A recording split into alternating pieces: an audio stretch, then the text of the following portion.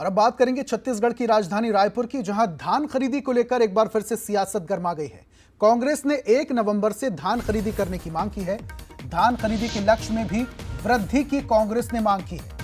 PCC chief Deepak Baij ने राज्य सरकार से मांग की है। अब तक तिथि का ऐलान न होने से किसान परेशान हैं और चिंतित भी हैं, ये कहना है दीपक बैज का। राज्य सरकार 1 नवंबर से धान खरीदी की शुरुआत करे।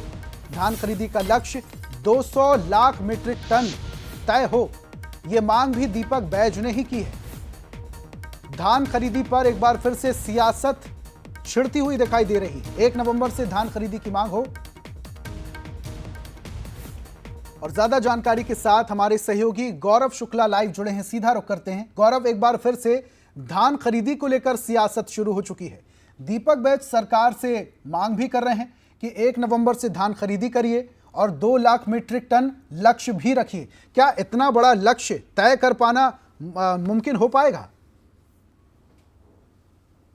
जी बिल्कुल, देखिए छत्तीसगढ़ में धान और किसान हमेशा से ही राजनीति का सबसे बड़ा मुद्दा रहा है और अब एक बार फिर से धान खरीदी को लेकर विपक्ष जो है कांग्रेस और सरकार को घेरते नजर आ रही है और कह रही है कि 1 नवंबर से ही जो धान की खरीदी है वो शुरू की जाए। और इतना ही नहीं, 200 मैट्रिक टन 2 लाख धान जो है उसकी खरीदी की मांग जो है वो कांग्रेस कर रही है। लेकिन दूसरी तरफ यदि हम देखें तो अभी कुछ दिन पहले ही धान खरीदी के लिए जो उप समिति बनाई गई थी उसकी एक अहम बैठक हुई थी और बैठक में निर्णय लिया गया था कि 1,60,000 मैट्रिक टन जो धान है वो खरीदी की जाएगी और उसके साथ ही साथ जो धान खरीदी की तिथि है वो 15 तारीख के आसपास से शुरू करने की बात जो है उसमें चर्चा हुई थी। और उसी चर्चा के बाद जो है कांग्रेस के प्रदेश अध्यक्ष दीपक बैज जो है इस मसले को उठा रहे हैं और उनका कहना है कि धान पूरी तरीके से तैयार कई किसानों का 1 नवंबर से ही हो जाता है, उसके पहले हो जाता है, तो सरकार जो है 1 तारीख से ही धान खरीदी शुरू करे। अब इस पर भी राजनीतिक जो बयानबाजी है वो शुरू हो गई है और बीजेपी भी इस पर तंज कसते नजर आ रही है। और बीजेपी का कहना है